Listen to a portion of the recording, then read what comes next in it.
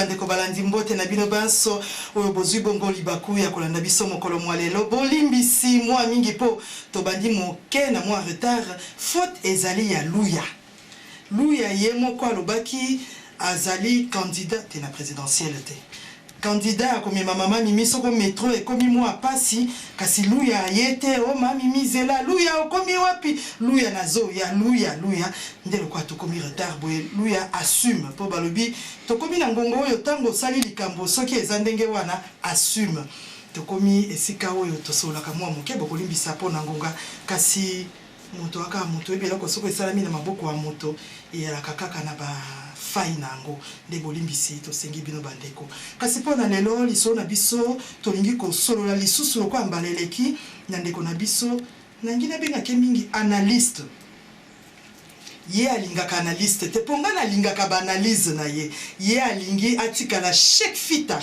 news lokwa journaliste akopesa lisolo na ye kasi lelo nalingi tosola na ye moke lisusu na likambo etali bongo lisikulu to point de presse et salamaki bongo na Jean-Pierre Bemba makambo elobami mwa ebele sika tokomi kozwa ba Simon Mumanya Simon oyo bandeko na biso baloba babengaka SMS Simon Mumanya Simon bandeko mingi ekomi ekitaki emataki tosala boye te kasi nyonso wana po na nani basusu balobaki soko likambo ezali bana mboka tokutana nano bana mboka toloba nano biso na biso bongo sima tokoyeba nani asalaki nini kasi na etape ekomi tokoyeba malamu mingi te nde tosengi na chaque fita po ye azalaki na kati ya esika yango penza po bamosusu balobi yaki na chambre bamosusu balobi yaki na salon bamosusu babaki na libulu ya metro batiaki barido na sima tokobanda nano wana po toyeba ebandaki wapi po na Luya lokola komisi biso na mwa retard moke ya Mbemba Jasmin Mbemba Jasmin azila masini tela biso nano mwa loyembo yo moke bongo topesa mopa na biso esika po avanda 02 732 0450 nzela na biso ya singa toyoka loyembo 105.4 FM Radio Panique Africa la déclic tozongi bongo likona misa wapi esika tolingi kokoba liso na biso na mopa na biso ya lelo lisusu ezali bongo chaque fita ye bokoki bongo kolandaka ye sur internet azali na chaque fita news na kanisi wana nde boyoki basango banso oyo bazali na posa koyeba nini koleka na mboka to pe na bamboka misusu yango wana lelo tolingi bongo kosola na ye na maimaso mwa moke tolandi yango biso nyonso mwa mingi kasi lokola ye azalaki penza na kati ya salle ya conférence wana ya to point de presse ya Jean-Pierre Bemba neto ngito yokaye chaque fita mbote na yo mbote mama Mimi mbote monsieur Bemba mbote na balandi nyonso ya Radio Panique na Belgique na Europe na Amérique na Afrique et partout dans le monde papa Jean-Pierre Bemba azalaki na bino esika nini po point de presse wana bato bazo spéculer mingi na esika nano poto banda point de est-ce que ezali secret bato bakoki koyeba to bato bakoki koyeba te esalamaki wapi bon point de presse esalamaki na hôtel Ex-Conrad hôtel 4 ou 5 étoiles donc kuna ba chambre ezalaka gratuité et puis azalaki na suite elingi koloba côté moko za na chambre côté moko za na kamwa salon oyo yamba papaya biso tozalaki na deuxième pièce ya na une suite na ye ezali wapi na États-Unis na Canada na Belgique sur avenue Louise hôtel Conrad et bana mingi ba Sarkozy ba konzebele ba kitaka kuna donc ça c'est comme de très haut standing donc ezalaki na kikosote nayoki ndenge olobi chaque fita kasi to sentaki pe moi moni lourdeur oyo Joseph Kabila alobaki amonaki na kati ya salle stress ezalaki tension ezalaki bino pe esika bozalaki on dirait ezalaki moins lourd bon je ne sais pas mon c'est toujours bien donc là bilili et memaka ambiance te heureusement que dans Zagina Kati, je peux décrire un peu l'ambiance. Bon, justement, il y a un moment de d'abord, Elo Kwanezalaki organisé par MLC Parti à Jean-Pierre Bemba.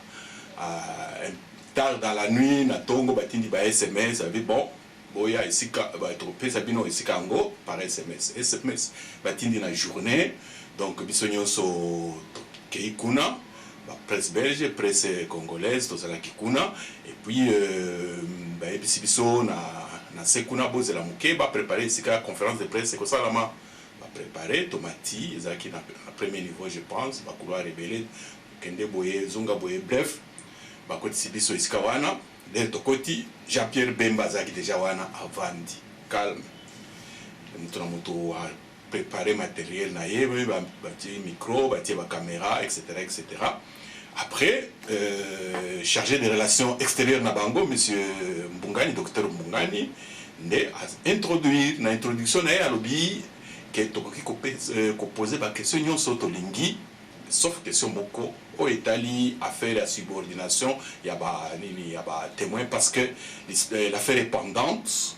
Parmi les conditions ba pesa ki Jean-Pierre Bemba allait aux Libanda, il fallait pas beta masolo eloko wana yango poser toutes les questions malgré ça journaliste ça journaliste ba mususu ba mekaki par gauche par droite pour poser question wana mais Bemba azak ko remettre chacun na chemin na droit chemin de wana na kopesa réponse te voilà d'ailleurs que lobby parmi ba conditions oyo ba pesa ki oui azala ba conditions ebele oui bien sûr condition moko ezali que il faut ces pays aiba esika azali à tout moment.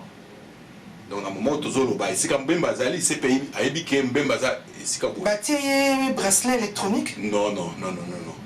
Bon, c'est que vous avez dit, vous communiquer par SMS, Tony, Nazana Matadi, papa, Nazana Kinzavote, papa, Nazana Matadi Kibala. Atabatamboula. En 5 minutes, aussi, ça m'a dit. Ah, papa, Bango, Bazana, moi, moyen, Bango, Soko, Chifundo, Zate, à Kokende, Nzerania, Swalingi, hein? Bon, logiquement, oui. C'est-à-dire, ceux qui, à Lingi Kolongwa, Nanda, qu'on a ici, Kazali, en périphérie à Bruxelles, à Bruxelles, où la salle de conférence, il fallait sûrement aller à Bango. Parce que, en fait, tout le Bango, bon, on va aller à Dongo, la solité, à Zanano, presque prisonnier. C'est-à-dire, quand il y a n'importe quand, à supposer que, il y a un macasse collègue. Monsieur Zonga, ici. Chaque fois qu'il y a tout un bloc, il y a un motozala qui est sur place. Côté la Jean-Pierre Bemba, santé, là, comment on a conduit? Kokonda, je ne sais pas. Bon, moi, la dernière fois que je l'avais vu, il y a face à face, c'est ça qui a messe à Papa Naye. Bon, mais azara mbinga parce que tout le monde qui est nanga na kangi photo na moni que bon. Obimi peut-être quoi moi. Ouais, alors il a pesé 90 kg.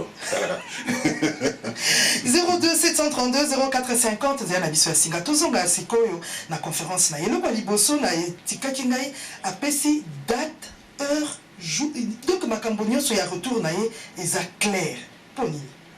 Bon, Jean-Pierre Bemba peut-être Batouba Bossani, Azalaki vice-président Mboka Nabiso, Azali président parti politique, Yomoko Ebi parti politique, Eza Bato Belé, Ozo géré, Baza parti na Eza est donc établi à travers les républiques. Je suppose que na question organisation, Azana Batouba organiser la Raye Biloko, et ce qu'elle n'y kolobake na lingina voyager. Il est tout à fait normal que Batonaye, Kuna Bazali, Nakine, Basu, ba disposition, etc. Apprécie. Quelque part, ils ont respect dans les journalistes. Parce que convoquer les journalistes, c'était pour n'accompagner sa spéculation que Nakanisi, Nakosala, non. Il faut payer sa date au Kende, date déjà précise. Les rappeler date, ça dit que le service naïe, le service à partir naïe, ça qui est déjà organisé. Et ils ont sûrement l'autorisation de survol parce qu'il y a un avion privé, il faut l'autorisation à survol à pays ébélé, autorisation d'atterrissage dans le Congo, au niveau de la RVA, etc. Avion privé, il y a Bambongo, il y a cotisation à parti politique, MLC, oui, logiquement, oui. Ah, parti wana na bongo ébélé. Chaque fois, il y a un lisusu motuna à lobby, ndenge abima qui a vendu sans amobimba à l'écoute des gens venant de partout. Sans amobimba. Partout on a le quoi toko supposé banani ngana ko tuno po yo zalaki tango muso moni ba nondi amoni tango bino bosali conférence de presse na babilo ko musu bolobaki musu yaki na ba couloir musu yaki na ba chambre le quoi pe yaki suite hein mais est-ce que zalaki na moi koyoka gens venant de partout partout on a nani na ko répondre na question wana en partant il y a expérience ngam moko les rabimaki nazana bato baza autour de lui ba proche na ye tunaki bango ke nalingi na interview ye 2 jours après balobi non patience tokosala yo signe.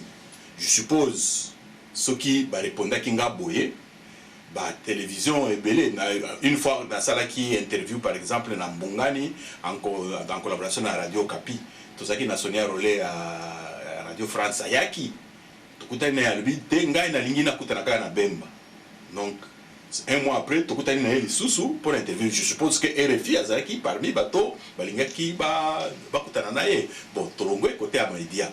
Bon politique yo moko yebisa politique mutu na mutu alingaka se positionner lera zalaki na libulu bon bosanaki lera bimwe di peut-être que ko bimela côté kuna c'est tout à fait normal que ba politicien va se positionner dans une période de pré-campagne. Il est tout à fait normal que politicien nyonso yo alingi azala na pouvoir en coalition avec celui-ci ou celui-là à Bengaye.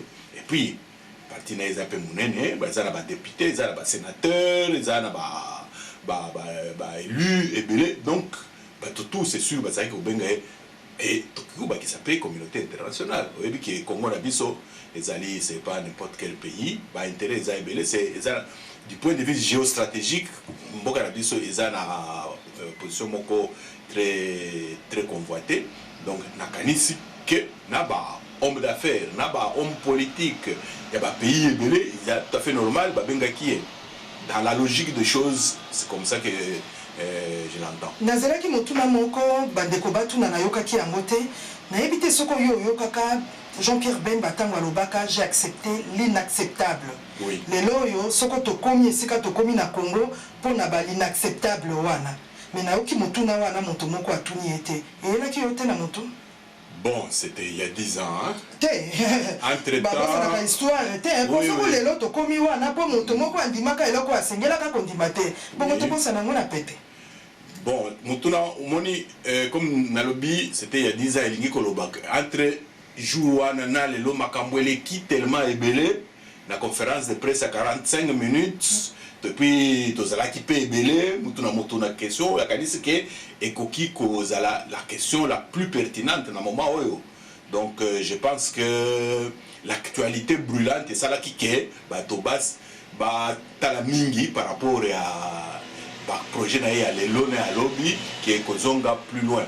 Mais bon, bien sûr avec l'état mo alobaki ezala na kin ezala awa akusala ba conférence de presse sûrement ba confrère na biso na kino bazolanda biso ba poser question wana na yokaki Jean-Pierre Bemba ko ba makambo ya élection alobi azalaka na mama mingi ndenge ezalaka ya 2 tours yeko koma na tour moko pe ako kondimate candidat unique azala ye ako soutenir likambo ya candidat unique wana mais quelque part donc on appelle ako reconnaître te ba conditions eza penza ya kosangana nyonso te pour ba élection démocratique ezala mais akondima kokende na ba élection wana mal organisé to le ba entre guillemets moto ako likambo ba fichier ezana kati likambo ba machine à voter ezana kati nyonso wana moni ba faille wana mais akondima kokende yango nini wana ekoloba manase. Bon, na expérience nanga en tant que journaliste na ko répondre boy oyebi élection de seul moment na niveau international bandimaka ke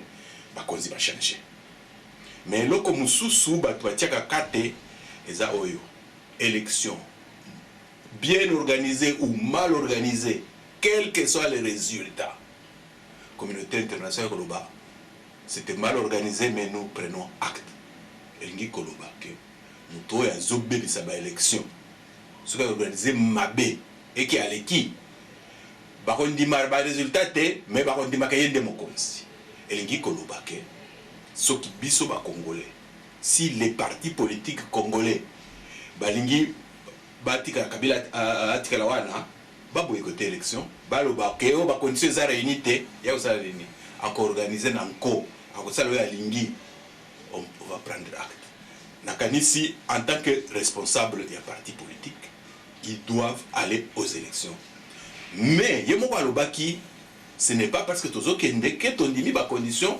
elbi le na kokoma kuna na kokuta na bato aseni toko discuter na vision na ngai vie politique eza combat moko permanent donc adversaire alingi kolongwa te azotia bakal, c'est tout à fait normal. Mais parti balingi comme na pouvoir, il faut pas la paix mayele. Balobaka toujours en français, à malin et demi. Donc pekisami na bangote, bazala malin et demi.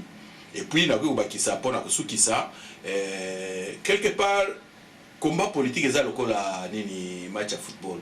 Mingi ba congolais balobaka ils ont organisé l'élection à perdre le thème. Russie a organisé qui va nini ba coupe du monde a perdre kit. Donc ils ont possible que police organisateur ce qui osa malin et demi. Nayoki Jean-Pierre Bemba Lobi azo espérer na retour moko ezala na violence tetango ye akozonga. Kasi soko toyoki bandeko na biso na kati ya ba réseaux sociaux babandi déjà kotinda ba message.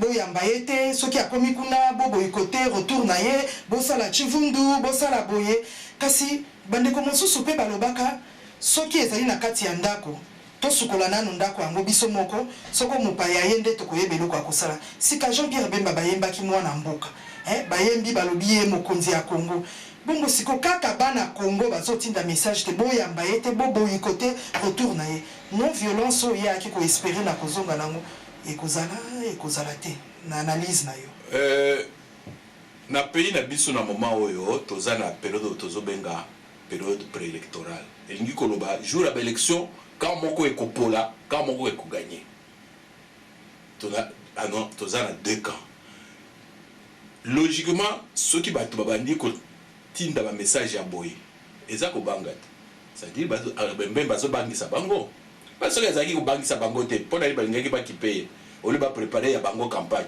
mais bakobanga nini soki bango bato bapesi ye passeport diplomatique pa lobi 2 semaines après tango juge alobaki bapesa ye passeport diplomatique azwaki yango 2 semaines après bongo soki baki kobanga balingaki ba autoriser avion na ye koya te bazobanga te ou bien baza ba sous ba injonction ya juge nde baza na choix te eza bongo bon disons que eza jeu politique na bango malgré que bazobanga ngana ko confirmer que batu en face des gens de Kabila bazobanga élection bazobanga que ba opposants nyonso bazala unis parce que ba ebike ceux qui bazui ebele kozala ba 10-15% et yebani mais en même temps élection il fallait ça en 2016 basali ba manœuvre nyonso possible plus le temps passe plus ba manœuvre ont diminué nakanisa ta ndenge bapesaki bandimaki mbemba apesa passeport batali ndenge bazo tourner en bourrique kisa Moïse Katumbi badi tout ça kaka même jeune oyo bakofinga biso quelque part malgré eux badi oyo ton dimaye mais lera koya to régler moi je pense que na mutuna bango ndenge bazala ba négativiste il faut pas réfléchir na ndenge wana mais baby qu'ils ont toujours beaucoup d'atouts entre leurs mains ata mbemba oya bako ça la sorte que je sais pas quoi ça leur ressemble dans leur mauvaise gestion et comme ça mututé gestion na bango mboka yango wana nayokaki Jean-Pierre Bemba koloba na ba réserve ebele soki okoyoka ye azoloba ezalaki lokola moto alingi koloba me alingi koloba te ozomona lourdeur donc makambo na ye nyonso azalaki na espace moko ya liberté te bino bato bozalaki na kati bosantaki yango po batunaki epe motuna moko soki deal moko ezali entre ye na Joseph Kabila a confirmé kaza na deal na ye te ngande na tunaki ye sur base ya demande ya bato ya Radio Okapi sikoyo yo moko yebisa biso eske nakomona ye boye meso atangila ezalaki likambo ya deal to eza likambo ya deal te nakomona ye bon na point wana ngai na kopesa jamais chèque en blanc na politicien donc yo ozalaki na ba question mosusu bato ya Okapi batindaki epa na yo posele bango ouais première question na posaki ezaki ya ngai te ezaki ya Radio Okapi batindelaki nga nde na posaki oyo ya dile oyo ya makambo ya monsengo etc wana ezali kotaki na Radio Okapi ngai na posaki question un peu plus tard là par rapport à Etienne Tshisekedi ndenge bembeza kaka wana donc tuni si lourdeur les alaki il y a solo lourdeur les alaki na comment qu'il y a beau un article na lobaki que avant de répondre comme on dit il tournait pratiquement la langue cette fois dans la bouche et effectivement makambo tout abimisa qui ezaki très calculé pour l'engagement donc la monaki malamu pour ngana zaki na salle te mais côté na landaki yango malamu na santaki eloko non wana na confirmé que en tout cas ba réserve ezalaki même si azolo bata boye non les politiciens même si tout ça ba journaliste autant là dit bon bon ndenge bazali koloba kala na nini na lingala ke basali bino politique voilà. Moi on a politicien donc si moi on a moïse za lokuta on comprendre. To bon si kana mona ki likambo ya aki pe na réserve lisusu na likambo candidature ya Mosengo. Est-ce que ezalaki po alingaki te na kati ya ba condition yango to ya ko kimela kaka te to ko na kozala d'accord soki candidat unique azali koyeba likambo yango Cheikh Fita yo za quand même journaliste to yeba politicien nyonso tango akosala politique ezalaka politique d'accompagnement te ezali te po accompagner moninga yende azwa bokonzi yo talaka moto nyonso esperaka a gouverner bongo ye akomi kaka soki balobi candidat azala unique ye ako soutenir sachant que ekoki kozala pe ye te ekoki kozala Mosengo ekoki kozala Moïse Katumbi ata koyepe mosusu wa kokotela na lidusu nini toyebi te po nini azakaka na ba réserve wana Mosengo ayebi te lokwa moto moko abimi kaka po abangisa bao kuna mosusu mais azali penza na ba droit ebele te. Bon po na Mosengo ya lobaki ke makamwana ebi yango te. Bon yo yebi ya yebi te bon question. Effectivement c'est une réserve. C'est une réserve que na santaki parce que nga ndenga posa question ana katika kaba toke na makambo mususu. Et donc et puis on lobby bien que ba politicien baluka bayebi ndenge nini basalaka makambo na bango po na kobuba bato wana ba politicien. Et puis toyebi ki politicien tout azoluka akoma na pouvoir alingi ndenge balobaka soki mbwa ke kozwa mokuwa kende kozwa ya moninga mokuwa te. Donc voilà. Alobi ndenge azalaki na naye kuna alalaki pongite. Azwaki ngonga na ye ya kokoma 200 pages ya programme oyo Congo yo ba conférence nationale nga lingaka na loba souterraine kasi ya souveraine bakoma baloba basala nga na benga kango bible ya Congo kozwa kaka ba rapport oyo ebima na conférence nationale po biso to aka kotala ngo ozolala te ozozelo yo ka ba résolution ya conférence nationale ezalaka mosala moko nga na pesa kango respect. Donc pour ngana mona ka muta ko bakiselo ko musute likolo ya conférence nationale ezali ya vie personnelle na engagé moto mususute kasi ye pa lobi abakisi 200 pages na séjour na ye kuna na kati ya laye akopesa ngo akosoumettre ngo au moment opportun na batoyo bakozala nango tina bozwa kitango ya koyeba nini na nini ata na deux phrases eloko nini eza na kati ya sika. Bon, disons, par rapport à la conférence nationale, conférence nationale, qui est un moment important de l'histoire de Bisso. Bisso Tozaki Nakati Kuna, Toyebi, Nenge Zalaki, Batua Maye, Bisso Autozolo, Lelo, mais Natangwana Tozaki, Mingiter, Batua Maye, Bisso Bazalaki, Natangwana. Et donc, la résolution Mingi. Mais yo participe à la conférence nationale. Comment la Bisso Batobabo, ça n'a qu'à nous chaque fitana sous Baoutuak. Nous avons to tiens à mesa, Toko Sakababiso, Moussou Biko, Moukoussebo, Nasagana, chaque fitandéni. Non, disons que Nazalaki, parmi les 100 personnalités, Natangwana va inviter 100 personnalités. Il y a Congo, chacun dans son domaine, va inviter Kinga en tant qu'écrivain de théâtre, donc la Kende Kikuna. Dramaturge, oui, exact.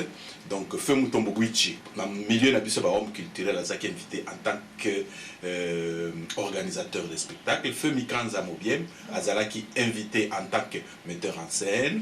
Et puis, Mwenze Mongolo, Azalaki invité en tant que peintre, et puis Liolo, maître Liolo en tant que sculpteur, et puis Lutumba Ndomanueno en tant que musicien. Tout le domaine culturel des Alaki assez bien représenté. Oui, les Alaki, on a pas combo. Ah, mais les appels pas grand, hein. Ah oui, ah oui. Mikanza bien soko yebaki est. Nakoka pasi mingi po toyebaka ebele ya mboka na biso te. Moto mosulu la otuna Mikanza ngo lisusu nanyo, eza faute na yote ndeko tanga kaka okoyeba ye. Oui. Donc la conférence nationale wana ndenge ezalaki tous les secteurs ezalaki représentés et puis tout ça là qui va commission secteur par secteur ba résolution ezalaki très fouillée de telle sorte que l'air bon excusez parenthèse oyo bon eza directement par rapport à la question na yote l'air ba nini afide la koti ministre de la culture atango wana ezalaki qui ça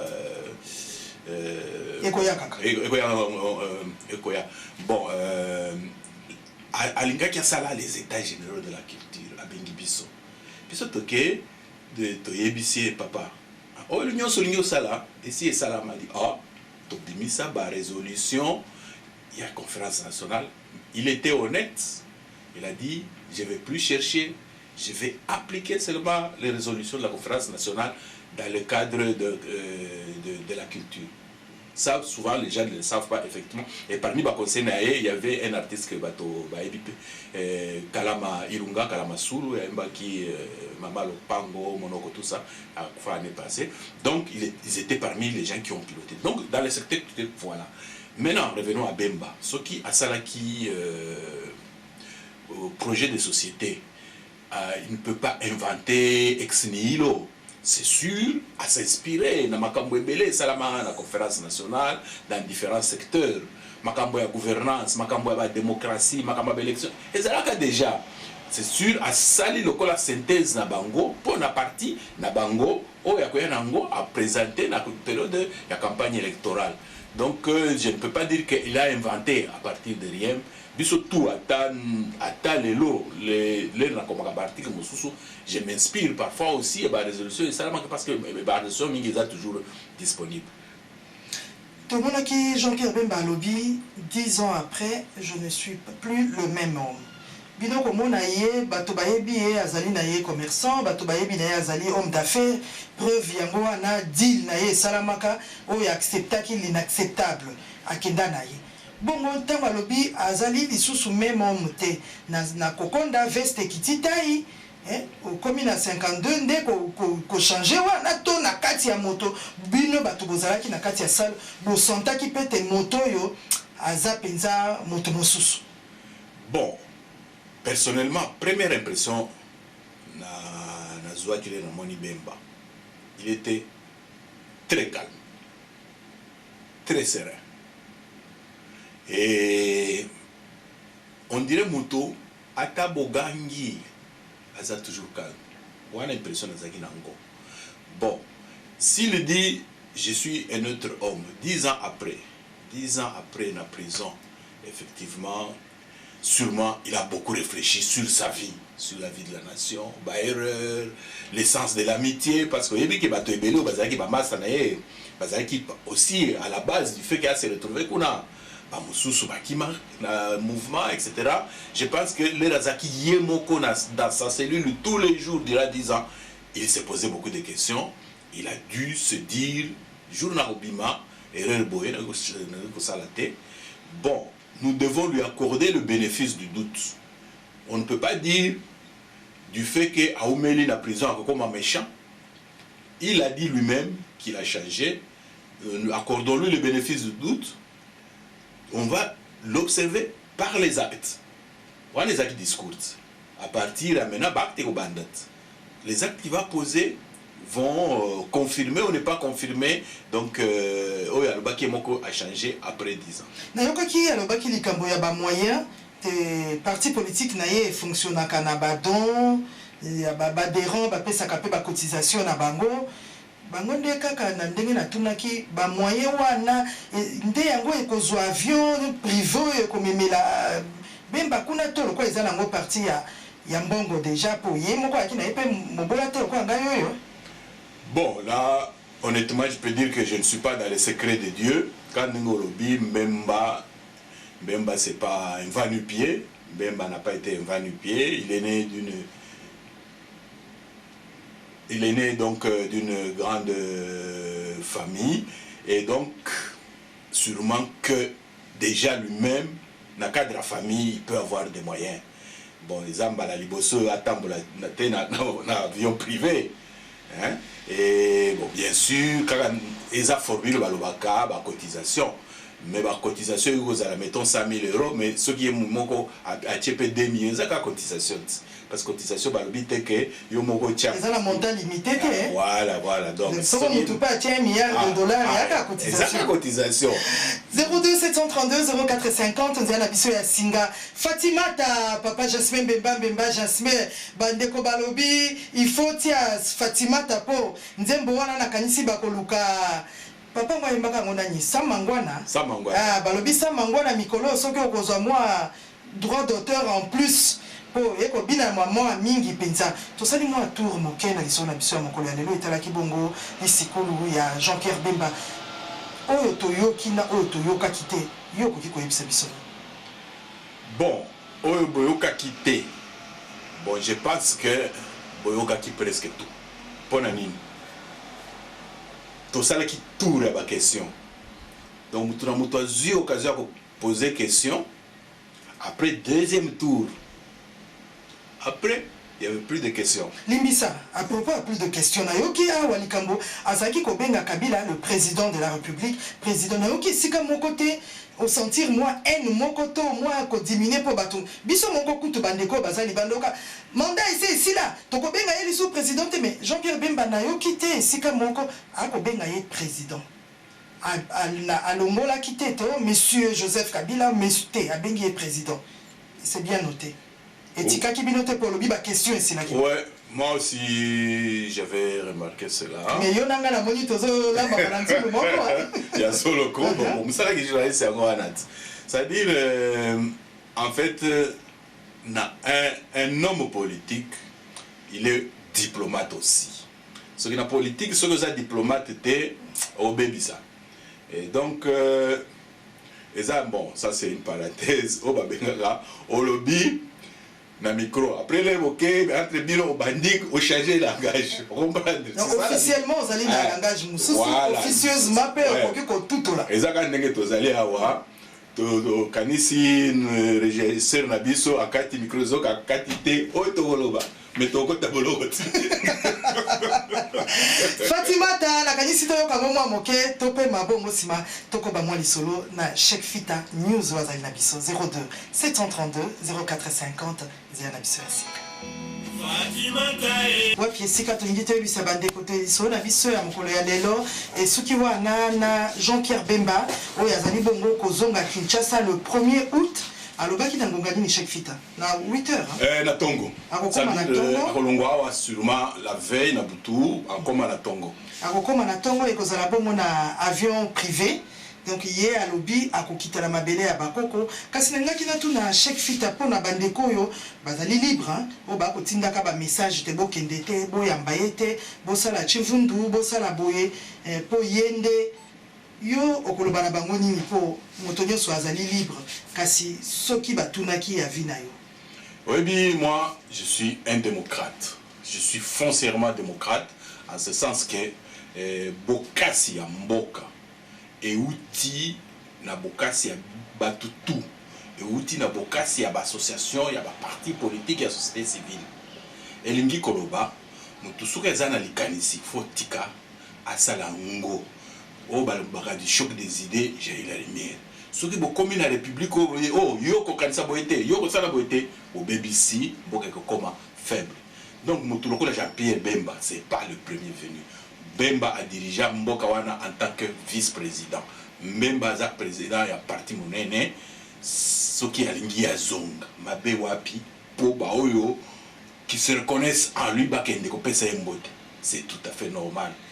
Kutu bao bakoloba oya ke bakende te wana za kobebisa mboka naza regret en tout cas oyo nyonso akanisi ke il croit en Jean-Pierre Bemba il faut akende ayamba ye ba oyo ba il croit en Jean-Pierre Bemba te ba croire na bato mosusu etali bangote eza démocratie za mboka nde loko na ko pesa comme message na bande ko bazala Kinshasa na et puis ba journaliste il faut bakende eza événement Bemba akenda Kimambango pour alonga Congo azongi normal mais ça événement journaliste tout il faut akende ata azwabilili apesa pesa biso tozawa na poto toko zela ba image wana poto eba ndeni salamaki so journaliste akepete ma bête donc le loba nanga yango wana 02 732 0450 Diana biso ya singa topesi bino banso botondi ya mingi Peto lingi toyebisa bandeko boyo nyonso ba yokaki sango ya mawa e komelaki biso awa na kati ya Radio Panique tant tokoloba awa na kati ya Radio Panique Africa Land Déclic ezalaki bongo ndeko na biso Christian Lusakweno oyo akufisi bongo tata na ye lokola ba réseaux sociaux et comment na vitesse koleka punda yango aussi epesaki sango boyo bazalaka na ba Facebook banini basi bazwaki sango Christian Lusakweno akufeli tata na ye na poto na mboka Francia mingi na kati ya mabele ya Lille kuna nde matanga ezali kasi ndeko akopesa biso programme ya matanga azali na volant l'état comme il faut atelema po akoma kasi sale mpe ezwami kaka na kati ya Lille ndeko Lusakweno akokende Kinshasa lobi wana nde esika bakoyeba ndenge milulu ekokende ndeko oyo atunaki ngai motuna me tata na ye akufi bango baka ba Rwandais bandeko Christian Lusakweno a tata na ye bazali bato ya Bazaïre parce qu'on a bisu ba Congo bokobunga Bazaïre tango biso ya kipoto totikaka makambo na Zaïre bazali bato ya Bazaïre ya ndenge ya lelo ti lobi kuna donc ti na ti ndeko nazongiseli yo bino nyonso nakanisi bato bayebi docteur Lusakweno bayebi ye na Kinshasa asoigner bakonzi banene ya lelo ti na ti soko bokoti nakanisi mponso ekoya na kopesa na village natal ya tata na ye ya bakoko na ye na nyonso tosaka makambo na sentiment te ntango baninga bazali na pasi na lobaka ekomela yo mpo oyeba pasi nango Christian Lusakweno akolela tata na ye oyo azalaki lokola moninga na ye bato bayebaki bango bayebi complicité ezalaki tata wana na mwana na ye donc soko moto wana pasi tika nano oyo yo olingi osala nano pembeni donc Christian Lusakweno akufeli tata na ye matanga ezali bongo na Lille et programme ekobima nsima mpona kokende Kinshasa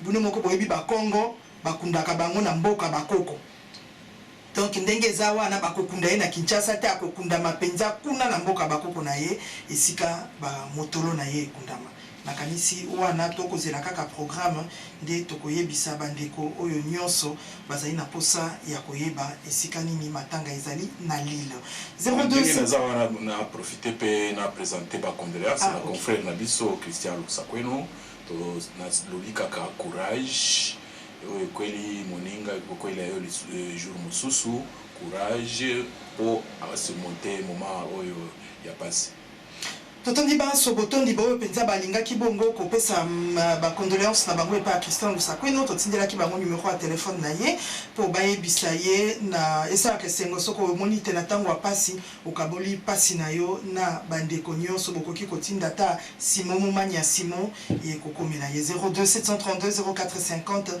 ndia na biso ya singa papa Jasmin Bemba nayebi te soko bana wana papa Christian asalelaka bango ni ezali te ezaki su banani wana na bosani lisusu soko bazali ekozala malamu mingi pona kotiela bango chaque fita pona biso tosukiso na biso ya mokola lelo tokosenga kaka masini pona luka eloko wana ya bakongo ezali te kinsiona pe ezali te po batiela nano ata luya alingaka pe kinsiona wana po lelo ezali ya ye papa Lazare Ngulu yoka na loyembo oyo bongo tokokoba liso